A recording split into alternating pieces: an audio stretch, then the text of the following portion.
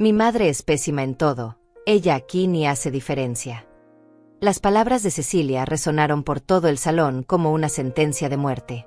El micrófono amplificó cada sílaba de desprecio mientras 200 invitados se quedaron en silencio, algunos con las copas a medio camino hacia sus labios, otros con las sonrisas congeladas en sus rostros. Yo estaba de pie a apenas 3 metros de ella, junto a la mesa principal que había costado mis últimos $8,000 de ahorros. Mi vestido gris, el único decente que tenía, de repente se sintió como un disfraz barato. Las luces doradas del salón que había elegido cuidadosamente parecían ahora focos de interrogatorio sobre mi humillación.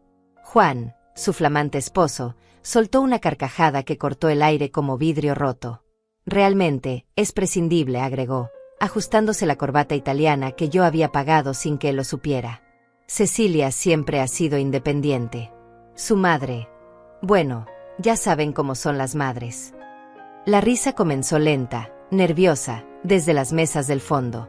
Luego se extendió como una mancha de aceite. Primero fueron los amigos de Juan, esos muchachos adinerados que siempre me miraron como si fuera la empleada doméstica. Después se sumaron las amigas de Cecilia, esas niñas mimadas que jamás trabajaron un día en sus vidas perfectas.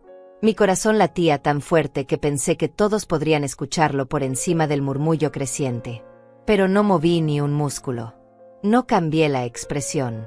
Solo observé a mi hija, la niña que había criado trabajando dobles turnos en la fábrica textil, la que había llevado en mis brazos al hospital cuando tuvo neumonía a los 5 años, la que había llorado en mi regazo cuando su padre nos abandonó por una secretaria 20 años menor.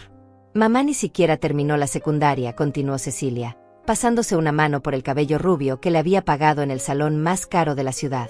Trabajó toda su vida haciendo trabajos simples. No entiende nuestro mundo, nuestros planes, nuestros sueños. Cada palabra era un martillo contra mi dignidad. Pero lo que más me dolía no eran las mentiras sobre mi educación, ni las burlas sobre mi trabajo. Lo que me partía por dentro era la frialdad en sus ojos cuando me miró directamente y dijo: «Estoy agradecida de que Juan me haya ayudado a ver que no necesito depender de personas que no pueden ofrecerme nada». La mesa de mis hermanas estaba en silencio mortal. Rosana, mi antigua supervisora de la fábrica, tenía las manos apretadas sobre su cartera. Había venido hasta aquí desde 3 estados de distancia para acompañarme en este día. Ahora sus ojos brillaban de rabia contenida. Juan se levantó y tomó el micrófono de las manos de Cecilia. «Mi esposa ha logrado todo por sí misma», declaró con esa voz de locutor de radio que tanto le gustaba usar. «Es una mujer independiente, exitosa, que no necesita que nadie la mantenga o la guíe». Mentira. Mentira podrida y dolorosa. Cada centavo del vestido de novia de $6,000 había salido de mi cuenta de ahorros. Cada flor de esos arreglos que ahora parecían burlarse de mí, pagada con el dinero que había ganado cosiendo hasta las 3 de la mañana durante los últimos 6 meses. Pero ellos no sabían lo que yo sabía. No sabían que tenía todas las facturas guardadas en mi cartera. No sabían sobre los correos electrónicos que había descubierto en la computadora de Cecilia. No sabían sobre las conversaciones que había escuchado cuando pensaban que estaba dormida en el cuarto de huéspedes. No sabían que yo ya tenía todo listo. Cecilia levantó su copa de champán francés, esa botella de $200 que había elegido especialmente para el brindis. «Por las personas que realmente importan en nuestras vidas», dijo, mirando directamente hacia la mesa de los padres de Juan. «Por la familia que nos apoya sin condiciones y nos impulsa a ser mejores». La familia que nos apoya. Como si yo no hubiera hipotecado mi casa para pagar el anticipo de este salón. Como si no hubiera trabajado turnos extras durante un año entero para cubrir cada gasto de esta boda que ahora se había convertido en mi funeral público. Los invitados levantaron sus copas. Algunos me miraron de reojo, con esa mezcla de lástima e incomodidad que reservamos para los accidentes de tráfico. Otros simplemente miraron hacia otro lado, como si mi presencia fuera algo embarazoso que había que ignorar. Yo seguía de pie, inmóvil, con las manos cruzadas frente a mi vestido gris. Sonreía. Sí, sonreía, porque sabía algo que ellos no sabían. En mi cartera tenía documentos que cambiarían todo. En mi teléfono tenía grabaciones que harían que esta risa se les congelara en la garganta. Juan siguió hablando, contando mentiras sobre cómo habían financiado la boda, sobre los planes que tenían para su luna de miel en Europa, sobre el departamento que habían comprado en el barrio más exclusivo. Todo mentiras. Todo pagado con mi dinero, con mi sacrificio, con mi amor de madre que había confundido con estupidez. Cecilia asentía a cada palabra, radiante en su vestido blanco, hermosa como una princesa de cuento. Mi princesa. La niña que había sido todo mi mundo durante 32 años. Ahora me miraba como si fuera una mancha en su día perfecto. Pero yo sabía esperar. Había aprendido a ser paciente durante décadas de humillaciones más pequeñas, de desprecios más sutiles. Esta era solo la gota que rebalsaba el vaso, y el vaso estaba a punto de quebrarse de una forma que ninguno de ellos podía imaginar. El micrófono seguía amplificando sus voces. Seguían riendo. Seguían celebrando. Y yo seguía sonriendo, porque sabía que en menos de 10 minutos, cuando el mesero trajera el sobre que había dejado con instrucciones específicas, todo iba a cambiar. Mi nombre ya no sería el de ellos. Mi historia apenas empezaba. Todo comenzó hace exactamente 2 años, cuando Cecilia llegó a mi casa con esa sonrisa forzada que ya debería haber reconocido como señal de peligro.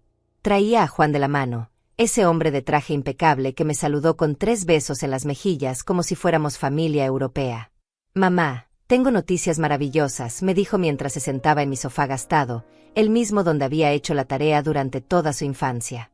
«Juan y yo nos vamos a casar».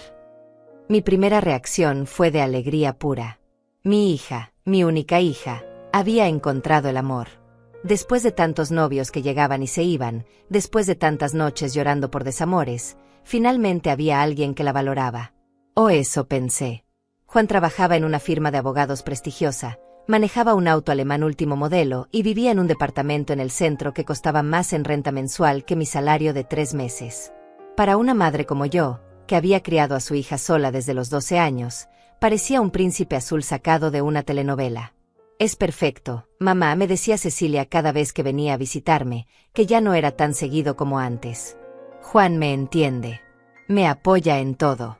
Es tan diferente a los otros». Diferente. Sí. Los otros novios al menos me saludaban cuando llegaban a buscarla. Los otros al menos fingían interés cuando yo les ofrecía café o les preguntaba sobre su trabajo. Juan apenas me dirigía la palabra. La primera señal de alarma llegó 3 meses después del compromiso. Cecilia apareció en mi puerta un martes por la noche, con los ojos hinchados de llorar y un moretón pequeño en la muñeca que trató de esconder con la manga de su blusa. «¿Qué te pasó?», le pregunté, pero ella negó con la cabeza, diciéndome que se había golpeado con la puerta del auto. Juan y yo tuvimos una pequeña discusión. Nada más. Ya sabes cómo son las parejas. No, yo no sabía cómo eran las parejas que dejaban moretones. Su padre jamás me había puesto una mano encima, ni siquiera en nuestros peores momentos antes del divorcio. Pero Cecilia me pidió que no dijera nada, que todo estaba bien, que Juan estaba pasando por mucho estrés en el trabajo. Durante los siguientes meses, las visitas de Cecilia se volvieron más esporádicas y más tensas. Cuando venía, ya no me contaba sobre su vida, sobre sus planes, sobre sus sueños. Solo hablaba de Juan. Juan piensa esto, Juan dice aquello, Juan no está de acuerdo con tal cosa. «Mamá, Juan dice que sería mejor si no trabajara más en la fábrica», me dijo una tarde mientras tomábamos café en mi pequeña cocina. «Dice que ese trabajo no da buena imagen para su carrera». Sentí como si me hubieran golpeado en el estómago. Esa fábrica textil había sido mi vida durante 20 años. Ese trabajo había pagado su universidad privada, sus clases de piano, sus veranos en campamentos de inglés.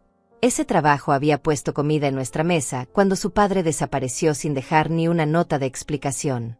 «¿Y qué vas a hacer?», le pregunté, tratando de mantener la voz tranquila. «Juan tiene contactos. Puede conseguirme algo en una oficina, algo más apropiado para la esposa de un abogado». Esposa de un abogado.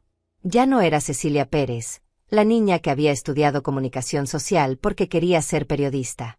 Ya no era mi hija que soñaba con viajar por el mundo escribiendo historias. Ahora era solo la futura esposa de Juan, un accesorio más de su carrera. Pero lo que realmente me partió el corazón fue lo que pasó en mi cumpleaños 63. Había preparado una pequeña cena, había comprado un pastel en la panadería donde siempre comprábamos cuando ella era niña. Esperé toda la tarde, viendo por la ventana, esperando ver su auto llegar. A las 9 de la noche recibí un mensaje de texto. «Lo siento, mamá, Juan tenía una cena de trabajo importante». Te compensaré la próxima semana. La próxima semana nunca llegó. 2 meses después, cuando finalmente vino a visitarme, traía noticias sobre la boda. Va a ser en el Salón Los Jardines del Valle, me dijo con emoción, como si no supiera que ese lugar costaba una fortuna. Juan insiste en que sea algo elegante, digno de su familia. Su familia. No nuestra familia. Su familia. ¿Cómo van a pagar todo eso?, le pregunté, porque conocía el salario de Cecilia en su nuevo trabajo de oficina, y sabía que no era suficiente para una boda de esas proporciones. Los padres de Juan van a ayudar con algunos gastos, me dijo, evitando mi mirada. Y nosotros tenemos ahorros. Mentira. Lo supe inmediatamente porque Cecilia nunca había sido buena mintiendo. Desde pequeña se le notaba en los ojos, en la forma como movía las manos, en el tono de voz que se volvía más agudo. Esa noche, después de que se fue, me quedé despierta hasta muy tarde pensando en la niña que había criado. La niña que me abrazaba fuerte cuando tenía pesadillas. La niña que me decía que cuando fuera grande me compraría una casa grande para que viviéramos juntas para siempre. La niña que lloraba cuando yo lloraba, que reía cuando yo reía. ¿Dónde estaba esa niña? ¿Cuándo se había convertido en esta mujer que me miraba como si fuera una extraña incómoda? La respuesta llegó 3 semanas después, cuando Cecilia apareció en mi puerta con una cara que jamás olvidaré. Nerviosa, evitando mi mirada, jugando con el anillo de compromiso que costaba más que mi auto. Mamá, necesito pedirte un favor muy grande, me dijo, y yo ya sabía lo que venía. Ya lo sabía, pero una parte de mí todavía esperaba estar equivocada. Juan y yo estamos teniendo algunos problemas con el presupuesto de la boda. Los padres de él tuvieron algunos gastos inesperados y no pueden ayudar tanto como pensábamos. Otra mentira. Los padres de Juan eran dueños de 3 casas y 2 autos de lujo. Pero seguí escuchando, porque necesitaba oír hasta dónde estaba dispuesta a llegar. ¿Podrías prestarnos algo de dinero? Solo para cubrir algunos gastos. Te lo devolvemos después de la luna de miel, te lo prometo. Prestarnos. Como si Juan fuera parte de la familia. Como si él fuera a devolver un centavo de lo que yo había trabajado tanto para ahorrar. ¿Cuánto necesitas?, le pregunté, aunque ya sabía que la respuesta sería todo lo que tuviera. $15,000, me dijo tan rápido que casi no la entendí. Sé que es mucho, pero es solo un préstamo. Juan ya tiene todo calculado para devolvértelo. $15,000. Mis ahorros de toda la vida. El dinero que había guardado centavo por centavo trabajando turnos dobles, saltándome comidas, comprando ropa en tiendas de segunda mano. El dinero que era mi única seguridad para la vejez.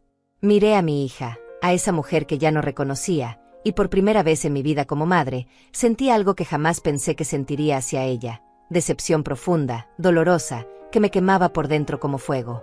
Pero le dije que sí, porque era mi hija, porque la amaba, porque todavía creía que en algún lugar dentro de esa mujer estaba mi niñita. No sabía que ese sí sería el comienzo de mi despertar. Al día siguiente fui al banco y retiré los $15,000. La empleada me preguntó 3 veces si estaba segura, si no era víctima de alguna estafa. Es para mi hija, le dije, y ella asintió con esa sonrisa comprensiva que tienen las madres. Cuando le entregué el sobre con el dinero a Cecilia, esperé al menos un abrazo, unas palabras de agradecimiento, algo que me recordara que seguía siendo su madre. Pero ella solo contó los billetes rápidamente y los guardó en su cartera de marca. Gracias, mamá, sabía que podía contar contigo, me dijo, dándome un beso en la mejilla que se sintió frío como el hielo. Juan va a estar tan aliviado. Ha estado muy estresado con todos estos gastos. Estresado. Juan estaba estresado por gastar mi dinero. Esa fue la última vez que Cecilia vino a mi casa por voluntad propia. 2 meses después de entregarle mis ahorros a Cecilia, descubrí algo que me cambió para siempre. Había ido a visitarla por sorpresa un sábado por la mañana, con la excusa de llevarle unas empanadas que había hecho la noche anterior. En realidad, solo quería ver a mi hija, abrazarla, sentir que todavía tenía una familia. Toqué el timbre del departamento que compartía con Juan, pero nadie respondió. El portero me reconoció y me dejó subir, diciendo que había visto salir a Juan temprano, pero que Cecilia debía estar durmiendo. Usé la llave que me había dado hace años, cuando todavía me consideraba parte de su vida. El departamento estaba en silencio. Llamé su nombre suavemente para no asustarla, pero no hubo respuesta. Su dormitorio estaba vacío, la cama sin hacer. Pensé que tal vez había salido y el portero se había confundido. Dejé las empanadas en la cocina y escribí una nota cariñosa. Pero cuando me dirigía hacia la puerta, vi que la laptop de Cecilia estaba abierta en el comedor. La pantalla mostraba una conversación de chat que me heló la sangre. No era mi intención leer sus mensajes privados, pero las palabras saltaron a mis ojos como gritos. Ya conseguí los 15,000 de mi madre, había escrito Cecilia la noche anterior. La vieja se creyó toda la historia del préstamo. La vieja. Mi propia hija me llamaba la vieja. La respuesta de Juan fue peor. Perfecto, mi amor. Sabía que tu mamá era lo suficientemente ingenua para darnos todo su dinero. Con esto podemos pagar la luna de miel en París y todavía nos sobra para el anticipo del departamento nuevo. Me temblaron las manos mientras seguía leyendo. Había mensajes anteriores, conversaciones que se remontaban a semanas atrás, planes detallados sobre cómo manipularme, burlas sobre mi ingenuidad, comentarios crueles sobre mi ropa, mi casa, mi forma de hablar. Mi madre siempre ha sido muy sentimental, había escrito Cecilia. Solo hay que presionarla en los puntos correctos y hace lo que uno quiere. Ha funcionado desde que era niña. ¿Desde que era niña? ¿Cuántas veces me había manipulado? ¿Cuántas lágrimas falsas? ¿Cuántos abrazos calculados? Pero lo peor estaba más abajo. Juan había escrito, después de la boda, ya no tendremos que fingir que nos importa. Podremos cortar contacto gradualmente. De todas formas, tu madre no encaja en nuestros círculos sociales. Y la respuesta de Cecilia, tienes razón. Me da vergüenza cuando mis amigas preguntan sobre mi familia. Es mejor mantenerla alejada de nuestra nueva vida. Vergüenza. Le daba vergüenza a la madre que había sacrificado todo por ella. Mis piernas se volvieron de gelatina. Tuve que sentarme en su sofá, ese sofá negro de cuero que yo había ayudado a pagar sin saberlo. El mismo sofá donde me había sentado tantas veces a escuchar sus problemas, a darle consejos, a secar sus lágrimas. Seguí leyendo, aunque cada palabra era como un clavo en mi corazón. Había capturas de pantalla de las cuentas bancarias de Juan, mostrando cantidades que me marearon. Tenían más de $80,000 ahorrados.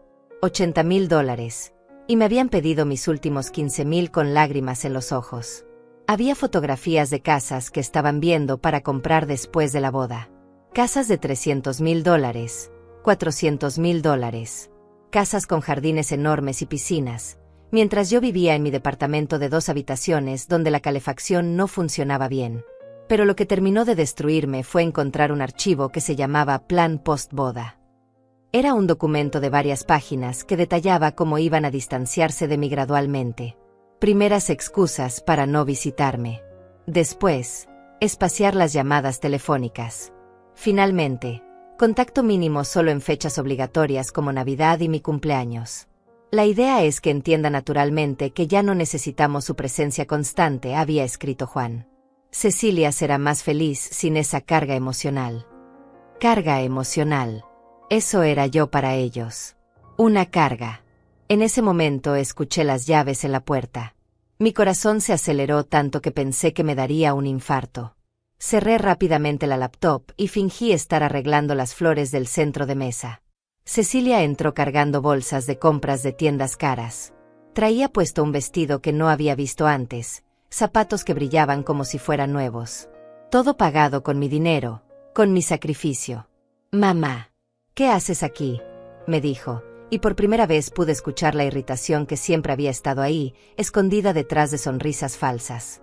«Te traje empanadas», le dije con una voz que no reconocí como mía. «Están en la cocina». «Ay, mamá, sabes que Juan y yo estamos cuidando nuestra alimentación. Tratamos de no comer cosas tan pesadas». Cosas tan pesadas. Las empanadas que había aprendido a hacer de mi madre, las mismas que Cecilia devoraba cuando era niña y me pedía que le enseñara la receta para cocinarle a sus futuros hijos. «¿Tienes ropa nueva?», le dije, tratando de sonar casual. «Sí, Juan me sorprendió ayer. Dice que necesito verme bien para la boda, que muchas personas importantes van a estar allí». Personas importantes. Que no me incluían a mí. Esa tarde salí de su departamento sintiéndome como una extraña, como una intrusa en la vida de mi propia hija. Pero algo había cambiado en mí durante esas 2 horas. Algo se había roto definitivamente, pero al mismo tiempo, algo nuevo había comenzado a nacer. En el viaje de regreso a mi casa, no lloré como habría hecho antes. No me lamenté como había hecho tantas veces en los últimos meses. En lugar de eso, comencé a planear. Si querían tratarme como una extraña, si querían usar mi amor como una herramienta para conseguir dinero, si querían avergonzarse de la madre que les había dado todo, entonces estaba bien.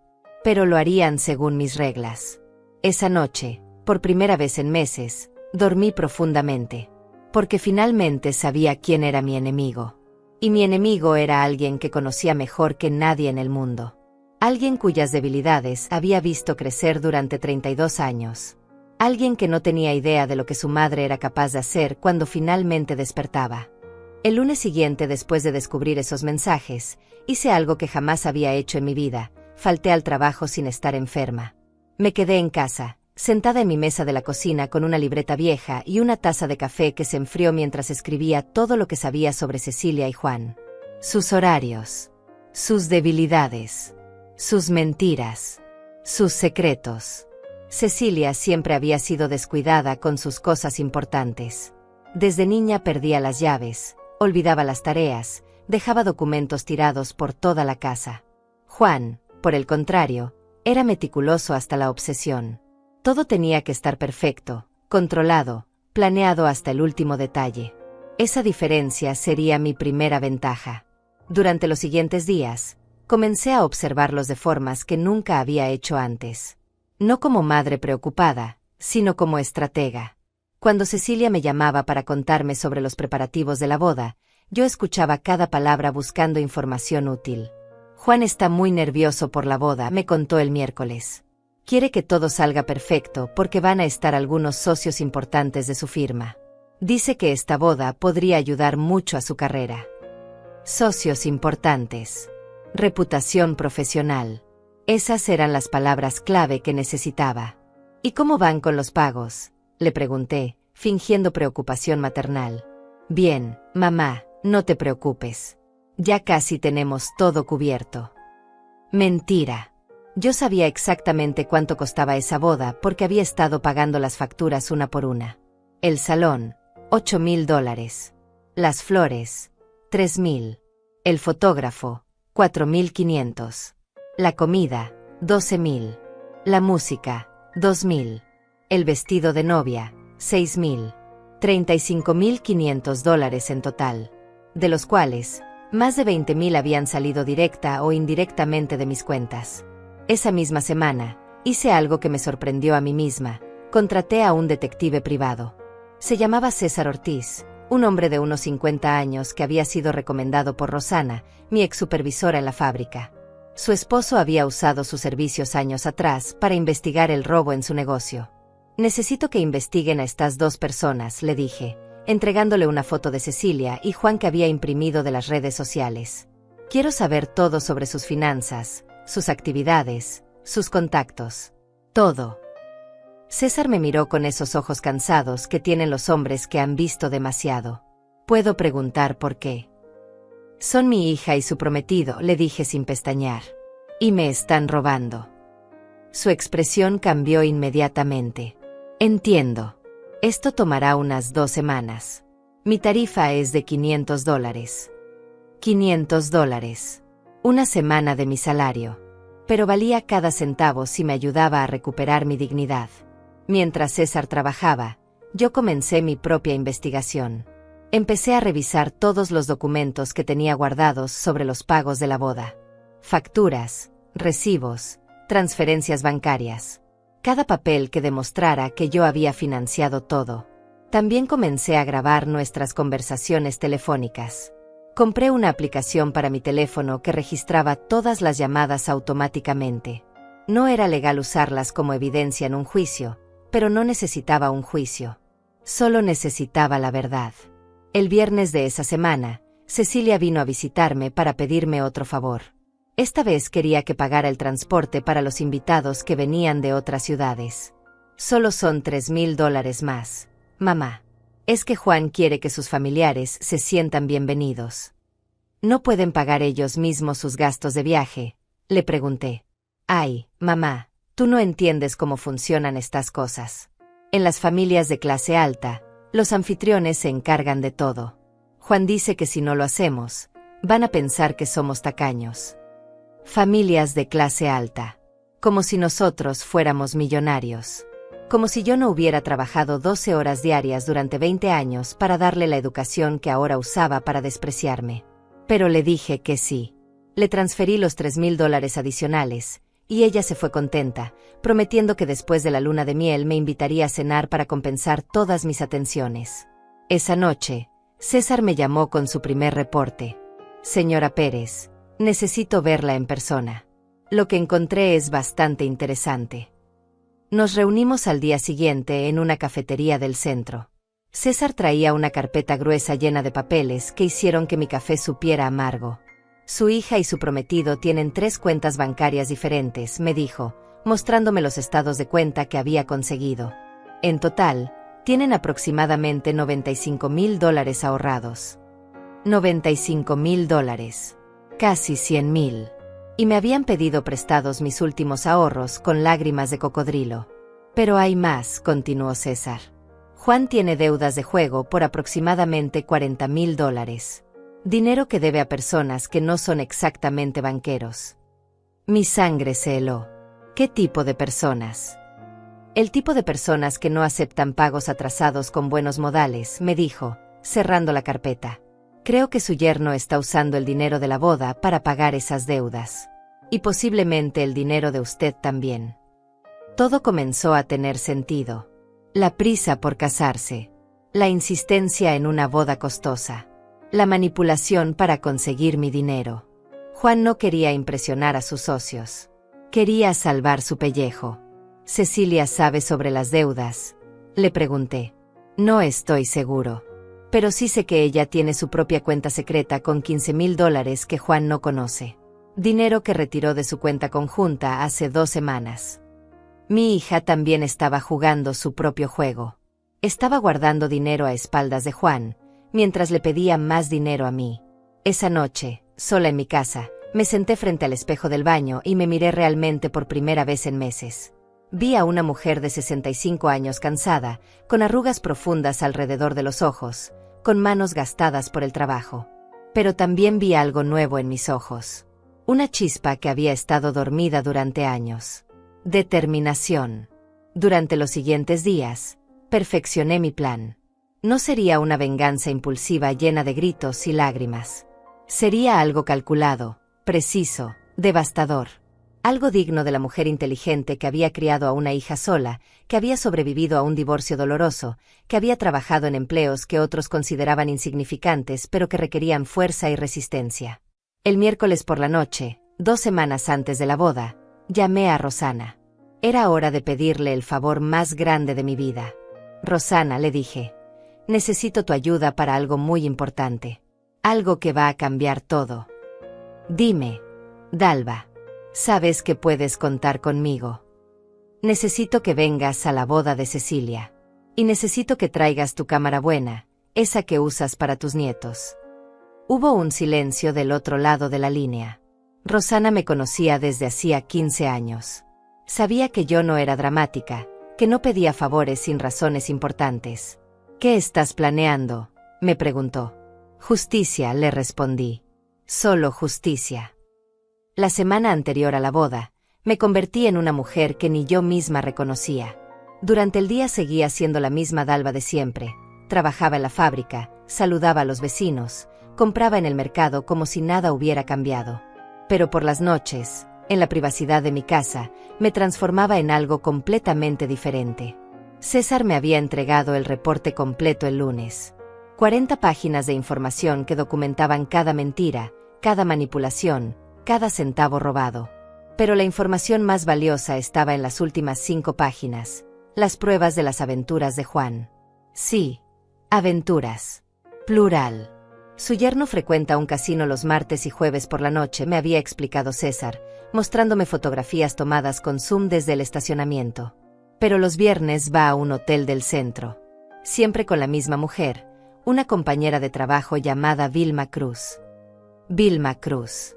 Una abogada de 25 años que trabajaba en la misma firma que Juan. Rubia, delgada, con el tipo de sonrisa que aparece en las revistas de moda. El tipo de mujer que Juan realmente quería como esposa, pero que probablemente no lo aceptaría con sus deudas de juego. ¿Cecilia sabe?, había preguntado, aunque ya conocía la respuesta. No hay evidencia de que lo sepa.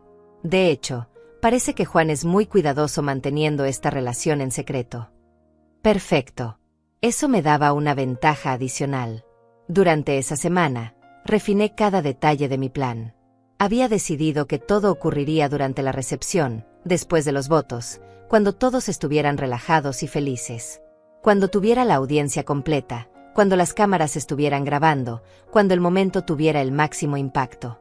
El martes llamé al Salón Los Jardines del Valle y hablé con Rosana Flores, la coordinadora del evento. Le expliqué que quería hacer una sorpresa especial para mi hija durante la recepción. Quiero proyectar algunas fotografías familiares en la pantalla grande durante mi discurso, le dije. Fotos de cuando Cecilia era niña, momentos especiales que queremos compartir con todos los invitados. Por supuesto, señora Pérez. Eso suena muy emotivo. Necesita ayuda técnica para preparar la presentación. No se preocupe, ya tengo todo preparado. Solo necesito conectar mi computadora al proyector por unos minutos. Todo arreglado. Rosana no tenía idea de qué tipo de fotografías familiares iba a mostrar realmente. El miércoles fui al banco y retiré todos mis documentos de la caja de seguridad. Contratos, recibos, estados de cuenta, todo lo que demostraba mi participación financiera en la boda. Hice copias de todo y guardé los originales en un sobresellado que dejé con mi abogado, un hombre mayor que había manejado mi divorcio años atrás. Si algo me pasa, le dije, quiero que estos documentos se hagan públicos. Él me miró con curiosidad, pero no hizo preguntas. Los abogados buenos saben cuándo no preguntar. El jueves practiqué mi discurso frente al espejo de mi dormitorio. Lo había escrito y reescrito 20 veces hasta que cada palabra fuera perfecta, cada pausa calculada para el máximo efecto. No sería largo, no más de 5 minutos. Pero serían los 5 minutos más importantes de mi vida. Queridos invitados, comencé, mirándome a los ojos en el espejo. Hoy estamos aquí para celebrar el amor.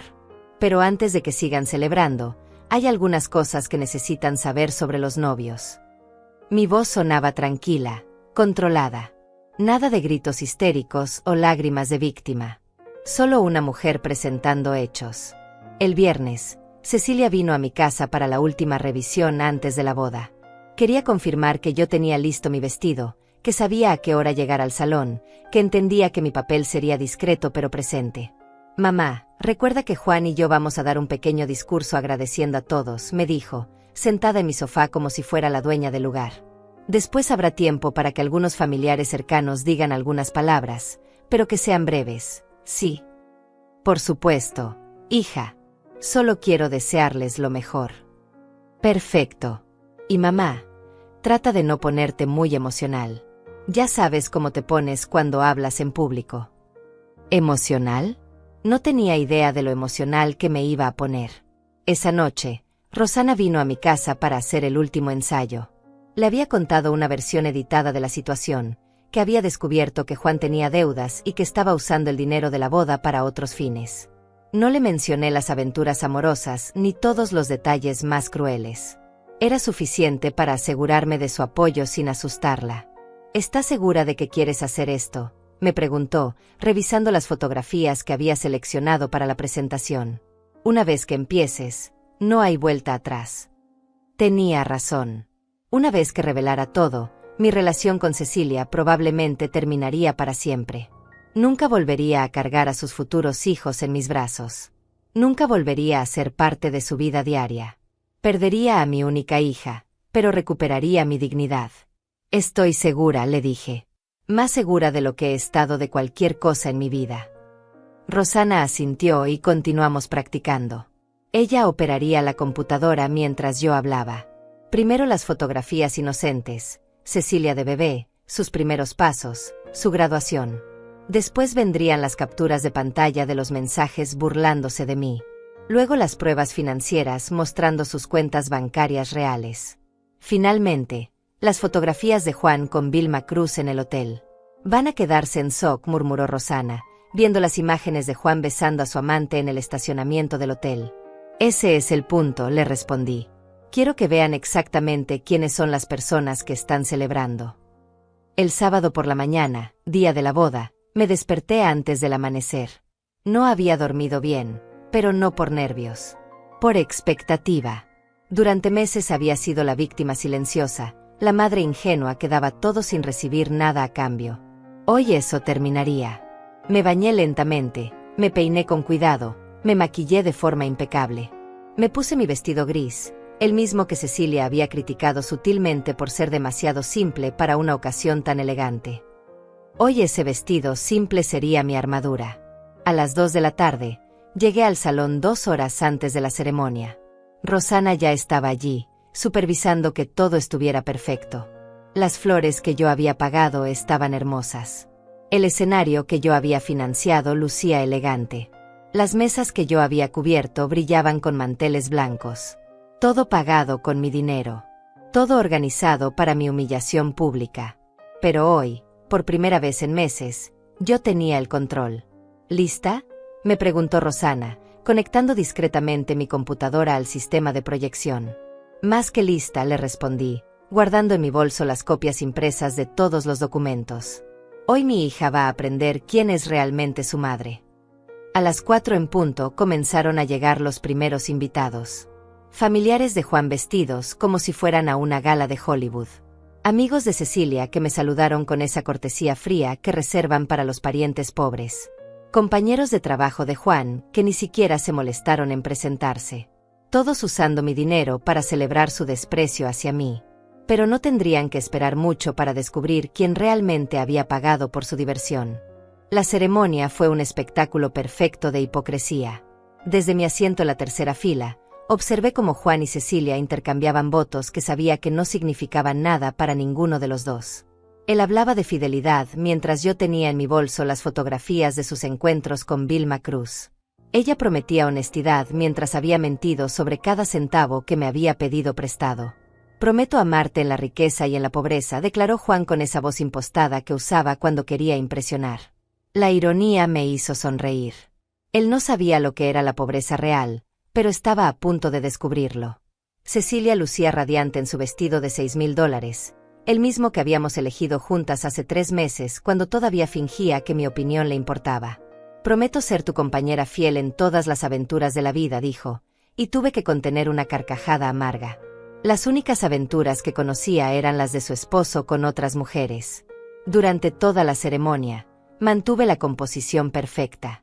Sonreí cuando era apropiado, aplaudí cuando me tocaba, incluso dejé que una lágrima rodara por mi mejilla cuando el oficiante los declaró marido y mujer.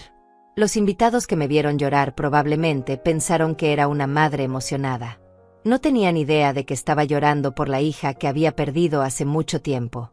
Después de la ceremonia vinieron las fotografías familiares.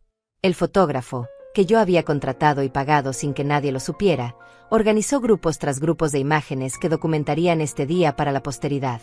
Qué ironía que estas mismas fotografías se convertirían en evidencia de la farsa más elaborada de mi vida.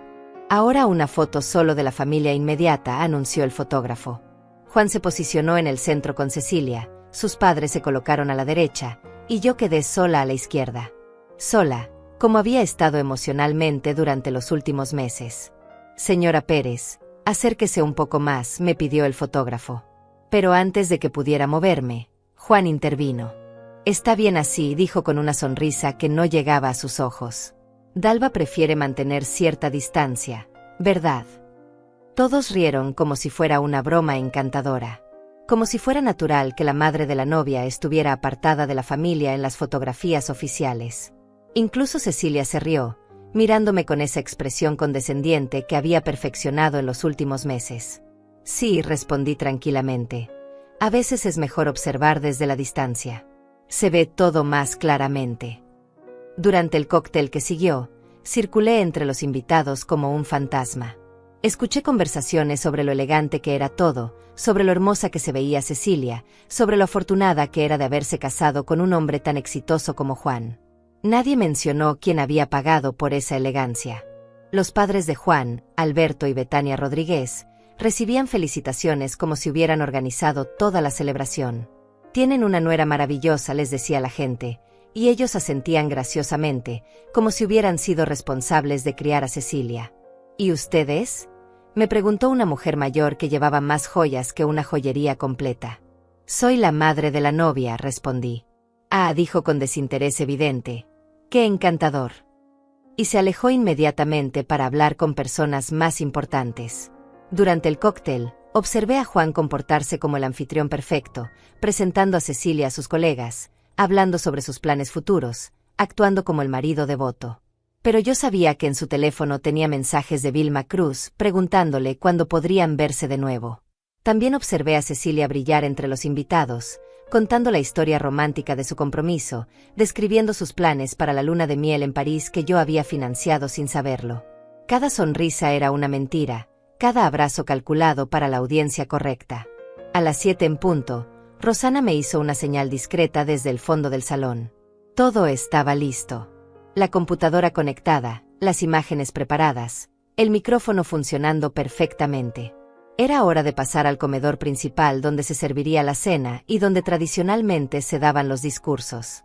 El salón principal estaba decorado como un palacio. Candelabros de cristal que yo había alquilado colgaban del techo. Centros de mesa con flores que yo había elegido adornaban cada mesa. Manteles de lino que yo había pagado cubrían las mesas donde se sentarían 200 personas a comer la comida que yo había financiado.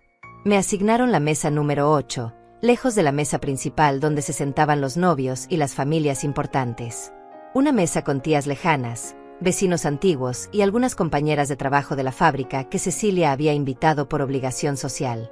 La mesa de los descartables. Pero desde esa mesa tenía la vista perfecta del escenario donde pronto tendría lugar mi actuación final. La cena transcurrió en relativa normalidad. Sopa de entrada, ensalada, plato principal, postre. Todo delicioso, todo elegante, todo pagado con el dinero que había ahorrado trabajando turnos dobles durante años. Cada bocado me sabía a justicia aplazada. Durante la cena, Juan se levantó varias veces para saludar mesas, para recibir felicitaciones, para actuar como el perfecto novio social. En una de esas vueltas, pasó cerca de mi mesa y me dedicó una sonrisa condescendiente. «Dalva, espero que esté disfrutando la cena», me dijo con esa falsa cortesía que había perfeccionado. Cecilia y yo queríamos asegurarnos de que todos nuestros invitados se sintieran cómodos. Nuestros invitados. En el evento que yo había pagado. «La comida está deliciosa», le respondí con mi mejor sonrisa. «Debe haber costado una fortuna». «Bueno, cuando uno ama, no escatima gastos», respondió, ajustándose la corbata que yo había financiado. «Cecilia se merece lo mejor». «Estoy completamente de acuerdo», le dije. «Se merece exactamente lo que va a recibir». Hubo algo en mi tono que lo hizo dudar por un segundo, pero la música y las conversaciones del salón ahogaron cualquier pregunta que pudiera haber tenido. Se alejó para seguir actuando como el anfitrión generoso. A las 9 en punto terminó el postre y comenzó el momento que había estado esperando durante semanas. El maestro de ceremonias tomó el micrófono para anunciar el segmento de discursos. «Damas y caballeros, es hora de escuchar algunas palabras de las personas más importantes en la vida de nuestros queridos novios». Mi corazón comenzó a latir más rápido, pero no de nervios. De anticipación pura. Después de meses de ser tratada como invisible, finalmente tendría la atención completa de todos. Juan fue el primero en hablar. Su discurso fue exactamente lo que esperaba, superficial, pretencioso, lleno de referencias a su brillante futuro juntos. Habló sobre el amor verdadero, sobre encontrar a la mujer perfecta, sobre construir una vida próspera juntos. Cada palabra era una mentira envuelta en papel dorado. Después habló Cecilia, y su discurso fue el momento que cambió todo. El momento donde decidió humillarme públicamente, donde creyó que podía descartar definitivamente a la madre que la había criado sola. Fue entonces cuando supe que ya no había vuelta atrás. Cuando entendí que mi hija había elegido su bando, y ese bando no me incluía. Pero ella no sabía que yo también había elegido mi bando. Y mi bando estaba a punto de ganar. Cuando Cecilia terminó su discurso humillante y los invitados dejaron de reírse de mí, el maestro de ceremonias se acercó al micrófono con una sonrisa incómoda. El ambiente seguía tenso después de las palabras crueles de mi hija, pero la música suave trataba de disimular el malestar que algunos invitados claramente sentían. Bueno, dijo nerviosamente. Ahora invitamos a otros familiares que quieran compartir algunas palabras con los novios. Era mi momento. Me levanté de la mesa número 8 con la tranquilidad de una reina que se dirige a su coronación. Mis pasos resonaron en el silencio súbito que se apoderó del salón. Algunos invitados me miraron con lástima, otros con curiosidad morbosa, esperando ver a la madre humillada intentar recuperar algo de dignidad. No tenían idea de lo que estaba a punto de presenciar. Me gustaría decir algunas palabras, anuncié cuando llegué al micrófono. Mi voz sonó clara y firme, sin rastro del temblor que había esperado sentir. Cecilia y Juan intercambiaron una mirada de pánico desde la mesa principal. Juan se inclinó hacia mi hija y le susurró algo al oído. Probablemente le estaba diciendo que me detuviera antes de que dijera algo embarazoso. Pero ya era demasiado tarde para detenerme. Queridos invitados, comencé, mirando directamente a la audiencia de 200 personas, hoy estamos aquí para celebrar el amor. Pero antes de que sigan celebrando, hay algunas cosas que necesitan saber sobre esta hermosa pareja. Hice una señal casi imperceptible a Rosana, que estaba pesichend junto al equipo de proyección en el fondo del salón. La pantalla grande que había sido usada para mostrar fotografías románticas durante la cena se iluminó de nuevo.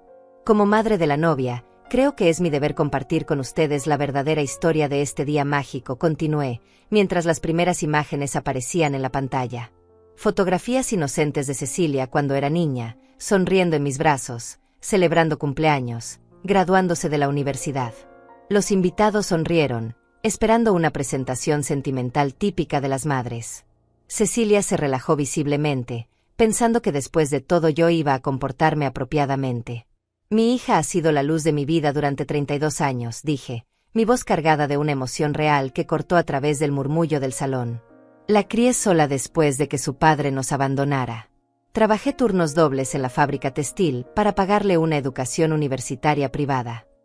Las fotografías cambiaron, mostrando ahora imágenes de Cecilia en su graduación universitaria, de vacaciones que yo había financiado, de momentos familiares que parecían sacados de una vida perfecta.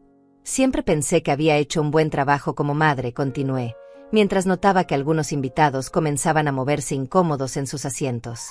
Hasta hace unos meses, cuando descubrí algo que cambió mi perspectiva para siempre.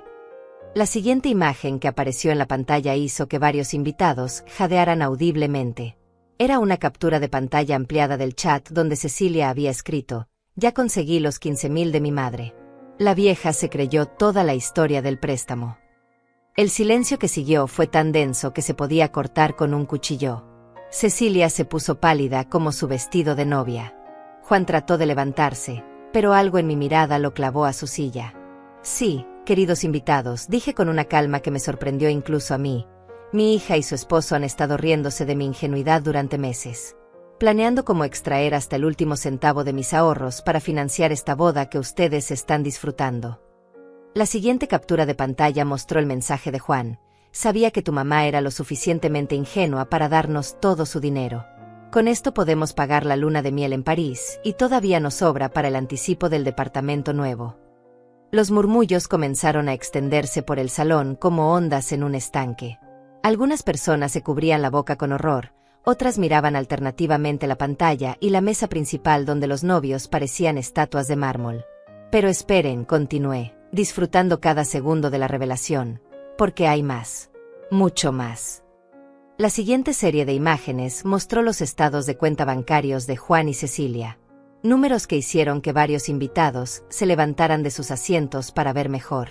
Como pueden observar, esta pareja que me pidió prestados mis últimos $15,000 porque supuestamente no tenían dinero, en realidad posee ahorros por $95,000. $95,000, señoras y señores. Los murmullos se convirtieron en conversaciones abiertas. Algunas personas comenzaron a sacar sus teléfonos para tomar fotografías de la pantalla. La hermana de Juan gritó algo desde su mesa, pero el sonido se perdió en el caos creciente. ¿Pero saben para qué necesitaba Juan ese dinero extra?, pregunté, proyectando ahora los documentos que César había conseguido sobre las deudas de juego. $40,000 en deudas con casinos y prestamistas. Dinero que debía a personas que no aceptan excusas. La madre de Juan se desmayó. Literalmente se deslizó de su silla mientras su esposo trataba de sostenerla. El caos en el salón era ahora total, pero yo seguía hablando con la voz más clara y tranquila de mi vida. Pero la mejor parte, dije, preparándome para el golpe final, es que Juan no solo les mintió sobre el dinero. También les mintió sobre la fidelidad que prometió hace una hora.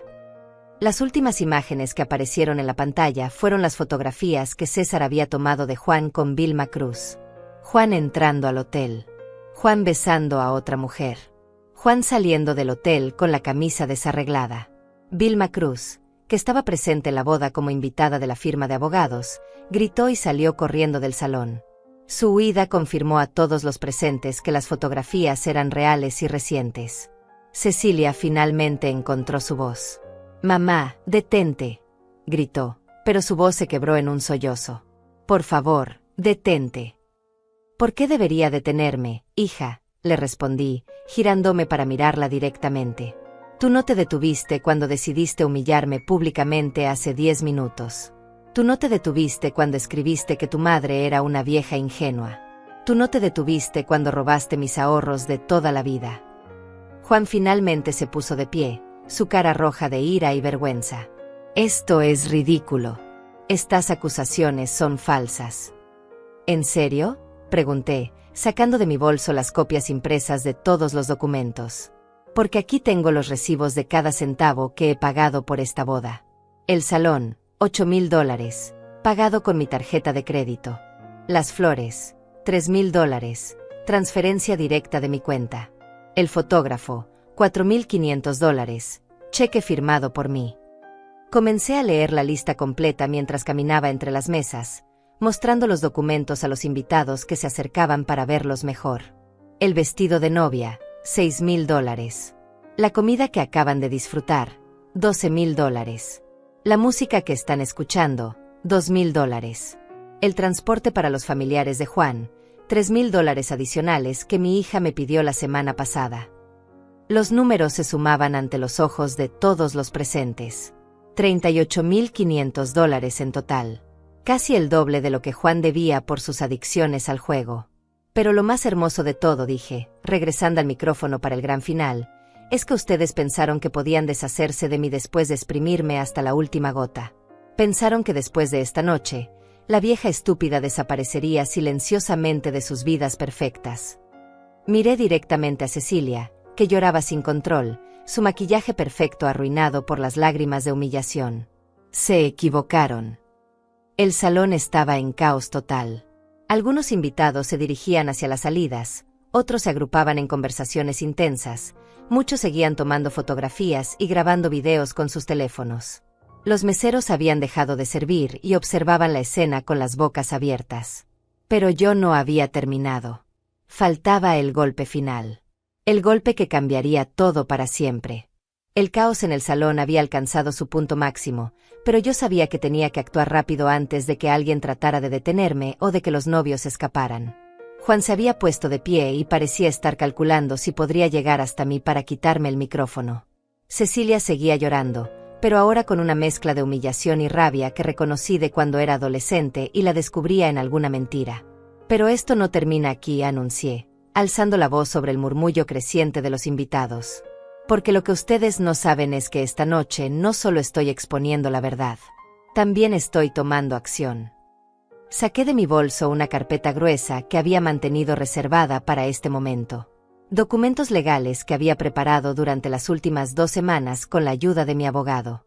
Verán, queridos invitados, cuando uno paga por una boda completa, técnicamente se convierte en la anfitriona del evento. Y como anfitriona, tengo ciertos derechos. Juan había comenzado a caminar hacia mí, pero se detuvo cuando vio los papeles en mis manos. Algo en su cara me dijo que había comenzado a entender la magnitud de lo que estaba a punto de suceder. Hace una semana presenté una demanda civil contra Juan Rodríguez por fraude y estafa, continué, abriendo la primera página de documentos. Todas las transferencias de dinero que hice para esta boda fueron realizadas bajo pretensiones falsas. Dinero obtenido mediante mentiras y manipulación emocional constituye fraude según la ley estatal. Los abogados presentes en el salón, colegas de Juan, se acercaron para escuchar mejor.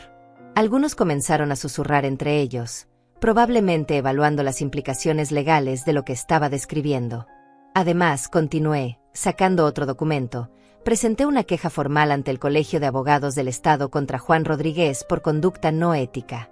Un abogado que comete fraude contra miembros de su familia no es apto para ejercer la profesión. Juan se puso blanco como el papel. Su carrera, su reputación, todo por lo que había trabajado estaba siendo destruido en tiempo real frente a sus colegas y superiores. Pero esperen, porque hay más, dije, disfrutando la expresión de terror creciente en sus caras. También contacté a los prestamistas a quienes Juan debe esos $40,000. Les informé que el dinero que planeaba usar para pagarles fue obtenido de forma fraudulenta y que pronto sería recuperado a través de acciones legales. El horror en la cara de Juan era total ahora. No solo iba a perder el dinero que había robado, sino que sus acreedores peligrosos sabrían exactamente por qué no podría pagarles. Y ahora viene mi parte favorita, anuncié, sacando el documento final de mi carpeta. Como la persona que financió este evento, tengo la autoridad legal para cancelar todos los servicios contratados. Lo cual significa... Hice una pausa dramática mientras todos los invitados contenían la respiración. Que esta recepción termina ahora mismo. Como si hubiera dado una orden militar, Rosana activó una señal que había planeado con anticipación. Las luces del salón se encendieron completamente, la música se detuvo de golpe, y los meseros comenzaron a retirar los manteles de las mesas siguiendo instrucciones que yo había dado previamente. El bar está cerrado, la música ha terminado, y el salón debe ser desalojado en los próximos 30 minutos, continué mientras el personal del evento ejecutaba mi plan con precisión militar. Todos los servicios han sido cancelados por la anfitriona que los financió. El pánico entre los invitados era total. 200 personas bien vestidas corrían hacia las salidas, algunos todavía cargando sus copas de champán, otros tratando de tomar fotografías de último momento del desastre más grande que habían presenciado en sus vidas. Pero yo no había terminado con los novios. Cecilia, dije, caminando hacia la mesa principal donde mi hija seguía sentada en shock, hay algo más que necesitas saber. Saqué de mi bolso un sobre que había estado guardando para este momento. Un sobre que contenía los documentos más dolorosos de todos. Estos son los papeles de adopción que firmé cuando tenías 3 años, le dije, abriendo el sobre frente a ella. Cuando tu padre biológico renunció a todos sus derechos porque no quería pagar manutención. Cecilia me miró con terror, sabiendo que esto iba a ser peor que todo lo anterior. Durante 29 años, he sido legalmente tu única madre. Tu única familia. La única persona en el mundo con obligación legal de cuidarte y apoyarte, continué, mi voz ahora cargada de una frialdad que ni yo sabía que poseía. Pero esas obligaciones pueden ser revocadas. Saqué el último documento de mi carpeta. Un papel que había firmado esa misma mañana en la oficina de mi abogado. Esto es una revocación legal de adopción por abandono emocional y abuso financiero del adoptado hacia el adoptante. En términos simples, Cecilia, ya no eres mi hija. El silencio que siguió fue tan profundo que se podía escuchar el tráfico de la calle. Cecilia me miraba como si no pudiera comprender las palabras que acababa de escuchar. ¿Qué significa eso?, balbuceó. Significa que ya no tienes derecho a usar mi apellido. Significa que ya no heredarás nada de mí cuando muera. Significa que legalmente eres una extraña para mí, le expliqué con la paciencia de una maestra explicando matemáticas básicas. Significa que conseguiste exactamente lo que querías, una vida sin tu madre. Juan finalmente encontró su voz. Esto es una locura. No puedes hacer eso. Ah, pero sí puedo, le respondí, mostrándole el sello oficial en los documentos. Y ya lo hice. Los papeles fueron procesados esta mañana. Cecilia Rodríguez, porque imagino que ahora usará el apellido de su esposo, ya no tiene ninguna conexión legal conmigo. Cecilia se puso de pie tambaleándose, su vestido de novia arrastrado por el suelo húmedo donde otros invitados habían derramado sus bebidas en la prisa por escapar del salón. Mamá, por favor, me suplicó, y por primera vez en meses escuché a mi niña pequeña en su voz. Por favor, no hagas esto. Podemos arreglarlo. Podemos hablar. ¿Ahora quieres hablar?, le pregunté, sintiendo que mi corazón se partía y se endurecía al mismo tiempo. ¿Después de meses de mentiras? ¿Después de robar mis ahorros? ¿Después de humillarme públicamente hace una hora? Fue un error, lloró. Juan me convenció de que yo no quería hacerte daño. Juan te convenció, repetí lentamente. Siempre es culpa de alguien más, ¿verdad? Nunca es responsabilidad tuya. Me acerqué a ella y por un momento, solo por un momento, vi a la niña de 5 años que había criado sola. La niña que me abrazaba cuando tenía pesadillas. La niña que me decía que me amaba más que a nadie en el mundo.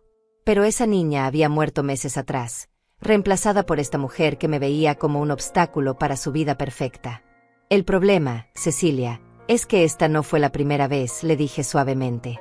Esto fue solo la gota que derramó el vaso. Durante meses has estado tratándome como basura. Durante meses has estado avergonzándote de la madre que te crió. Durante meses has estado planeando deshacerte de mí. Le entregué una copia de todos los documentos que había mostrado esa noche. Estos son tuyos para conservar. Para que recuerdes el día que descubriste que tu madre no era tan estúpida como pensabas. Los últimos invitados estaban saliendo del salón. El personal había terminado de recoger todo. Las luces se estaban apagando una por una. La boda más cara de mi vida había terminado oficialmente. Y ahora, dije, recogiendo mi bolso y dirigiéndome hacia la salida, les deseo una vida muy feliz juntos. Estoy segura de que se merecen exactamente lo que van a recibir. Juan gritó algo a mis espaldas, pero sus palabras se perdieron en el eco del salón vacío.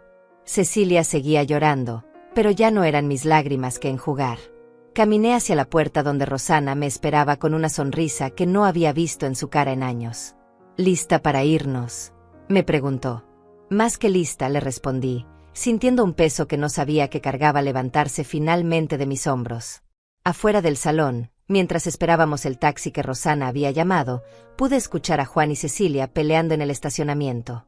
Sus voces se elevaban en acusaciones mutuas, en desesperación, en la realización de que su castillo de naipes acababa de colapsar completamente. Pero por primera vez en meses, sus problemas ya no eran míos. 3 meses después de la boda que destruí, estoy sentada en la terraza de mi nuevo departamento viendo el amanecer sobre la ciudad. Es un apartamento pequeño pero hermoso, en un barrio tranquilo donde nadie conoce mi historia, donde puedo comenzar de nuevo sin el peso de ser la madre de Cecilia. El dinero que recuperé a través de la demanda por fraude fue suficiente para este nuevo comienzo. Juan tuvo que vender su auto alemán y empeñar sus relojes de lujo para devolverme los $38.500 que había gastado en su farsa de boda. Su licencia de abogado está suspendida pendiente de investigación por el Colegio de Abogados. Los prestamistas que lo perseguían no se mostraron muy comprensivos cuando se enteraron de que el dinero que esperaba usar para pagarles había sido recuperado legalmente por una mujer de 65 años. Cecilia trató de contactarme exactamente 12 veces en las primeras 2 semanas después de la boda. Llamadas telefónicas que no respondí, mensajes de texto que borré sin leer, emails que envié directamente a la carpeta de spam. La 13ª vez que intentó comunicarse conmigo fue diferente. Apareció en la puerta de mi antigua casa un martes por la noche, con los ojos hinchados de llorar y un moretón en el brazo que ya no se molestó en esconder. No abrí la puerta. Me quedé detrás de la cortina de la sala, observándola llorar en mi porche durante 20 minutos antes de que finalmente se fuera. Esa fue la última vez que la vi. Por César, mi detective privado, supe que Juan y Cecilia se separaron 6 semanas después de la boda. Aparentemente, las deudas de juego no eran su único secreto. Había otras mujeres además de Vilma Cruz, y Cecilia finalmente se enteró de todas cuando los acreedores comenzaron a aparecer en su departamento buscando formas de cobrar. También supe que Cecilia tuvo que mudarse de regreso con una amiga porque no podía pagar la renta del departamento de lujo por sí sola. Su trabajo en la oficina resultó ser temporal, cortesía de Juan, y cuando él cayó en desgracia, ella perdió automáticamente su posición. La ironía es deliciosa. Durante años se avergonzó de mi trabajo en la fábrica, del dinero que ganaba con mis manos, de la vida simple que había construido. Ahora ella está exactamente donde yo estaba hace 30 años. Sola, sin dinero, dependiendo de la bondad de otros para sobrevivir. La diferencia es que yo tenía dignidad, principios y una ética de trabajo que me permitió salir adelante. Ella tiene solo las habilidades de manipulación que aprendió también, pero que ya no funcionan cuando nadie confía en ella. Ayer recibí una carta de ella. La primera comunicación directa en 3 meses. No la abrí inmediatamente. La dejé sobre la mesa de la cocina durante todo el día, como si fuera un objeto peligroso que pudiera explotar si la tocaba. Finalmente, anoche, la abrí. Querida mamá, comenzaba, y me reí amargamente. Ahora era querida mamá de nuevo. Sé que no tengo derecho a escribirte después de todo lo que pasó, pero necesito que sepas que lo siento muchísimo. Juan me manipuló, me hizo creer cosas terribles sobre ti, me convenció de que necesitábamos tu dinero para ser felices. Siempre culpando a alguien más. Siempre siendo la víctima de las circunstancias. Estoy viviendo en un cuarto alquilado ahora. Trabajo limpiando casas para poder pagar mis gastos. Cada día pienso en todo lo que tú hiciste por mí, en todo lo que sacrificaste, en cómo te traté. Limpiando casas. Como yo limpié casas durante 2 años después del divorcio, antes de conseguir el trabajo en la fábrica. Como había hecho todo tipo de trabajos humildes para mantenerla alimentada, vestida, educada. Sé que no merezco tu perdón, pero quiero que sepas que he aprendido mi lección. Entiendo ahora lo que es trabajar por cada centavo, lo que es no tener a nadie en quien confiar, lo que es estar realmente sola.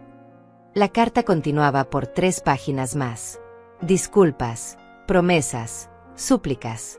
Palabras que podrían haber significado algo si hubieran llegado antes de que me humillara públicamente, antes de que robara mis ahorros, antes de que planeara eliminarme de su vida. Al final de la carta había una postdata que me hizo sonreír con amargura. PS. No pude conseguir que reviertas los papeles de adopción. El abogado dice que necesitaría tu consentimiento. Por favor, considera darme otra oportunidad de ser tu hija. Doblé la carta cuidadosamente y la puse en la chimenea. Viendo cómo se quemaba, sentí que cerraba definitivamente el último capítulo de mi vida anterior. Esta mañana, mientras bebo café en mi terraza nueva, no siento tristeza por la hija que perdí. Siento alivio por la carga que finalmente solté. A los 65 años he aprendido algo que debería haber aprendido décadas antes. No todos merecen un lugar en tu vida, sin importar cuánto los ames. No todos merecen sacrificios infinitos, sin importar cuánto hayas invertido en ellos. Y no todos merecen segundas oportunidades, sin importar cuánto te supliquen. Ayer comencé a trabajar como voluntaria en un refugio para mujeres maltratadas. Mujeres que, como yo, han descubierto que a veces las personas más peligrosas para nosotras son las que supuestamente nos aman. Mi experiencia, mi fortaleza, mi historia de supervivencia, todo puede ayudar a otras mujeres a encontrar el valor para liberarse. También he comenzado a tomar clases de pintura. Algo que siempre quise hacer pero que nunca tuve tiempo porque estaba demasiado ocupada siendo la madre perfecta para una hija imperfecta. Resulta que tengo talento natural para los paisajes. El instructor dice que mis pinturas tienen una profundidad emocional que viene de haber vivido realmente. Por las tardes camino por el parque cerca de mi nuevo hogar y observo a las madres jóvenes empujando columpios, cargando niños que lloran, sacrificando sus sueños por el amor incondicional que sienten por sus hijos. Las entiendo completamente. Pero también quiero susurrarles un secreto que he aprendido demasiado tarde. Está bien poner límites a ese amor. Está bien exigir respeto a cambio de sacrificio. Está bien decir que no cuando te piden que entregues tu dignidad junto con tu dinero. El teléfono suena de vez en cuando. Números desconocidos que podrían ser Cecilia tratando de comunicarse desde diferentes teléfonos. Nunca respondo. He cambiado mi número 3 veces, pero de alguna manera ella sigue encontrando formas de localizarme. No importa. Mi silencio es mi respuesta final. Anoche soñé con la niña pequeña que fue Cecilia alguna vez. La niña que me abrazaba cuando tenía pesadillas, que me ayudaba a hacer galletas en la cocina, que me decía que cuando creciera íbamos a vivir juntas para siempre en una casa grande con jardín. En el sueño, esa niña me preguntaba por qué la había abandonado. Pero cuando desperté, entendí que no había abandonado a esa niña. Esa niña había muerto hace años, lentamente, reemplazada por una mujer que nunca conocí realmente. La mujer que me robó, que me humilló, que planeó descartarme como basura inconveniente, esa mujer nunca fue mi hija. Fue una extraña que llevaba el nombre de mi hija, que tenía la cara de mi hija, pero que no tenía el corazón de la niña que crié. Y a las extrañas no les debes nada. Ni perdón, ni segundas oportunidades, ni un lugar en tu nueva vida. Hoy es viernes. Esta tarde voy a almorzar con Rosana y algunas compañeras de la fábrica. Mujeres fuertes que entendieron inmediatamente por qué hice lo que hice, que me aplaudieron por finalmente defenderme, que me recuerdan que valgo más que los insultos y manipulaciones que toleré durante meses. Este fin de semana voy a pintar un autorretrato. No de la mujer cansada y humillada que fui durante los últimos años de mi maternidad, sino de la mujer fuerte y libre en la que me he convertido. Una mujer que finalmente entendió que a veces la mayor acto de amor propio es soltar a las personas que te lastiman, sin importar quiénes sean. Mi nombre ya no es el suyo. Mi historia apenas empieza. Y esta nueva historia será escrita solo por mí, para mí, sin pedir permiso a nadie para ser feliz.